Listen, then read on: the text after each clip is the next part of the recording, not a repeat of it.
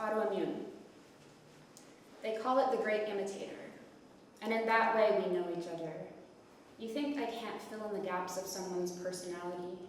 You think I won't mirror, repeat, rinse and reset my traits and blend my life into an unnoticeable one?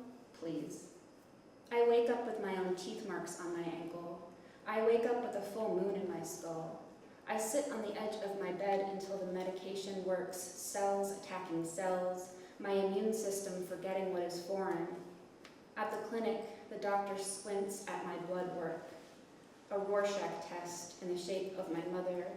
There are gaps and spikes of too much and too little.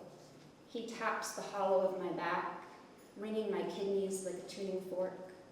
Look at this animal skulking in and out of the corners, gnawing on the marrow of my bone, enjoying the delicacy, course after course. I am my own parasite, thumbing up the last crumb. Look at the ways I have learned how to be worn down to dust.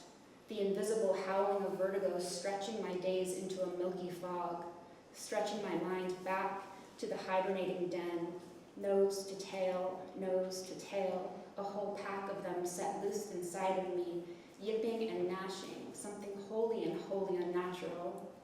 Some days they're starving. Some days I stoke the flames. I tie myself to the spit. I am turning and turning, a tender meal. Eat, that's what I'm good for.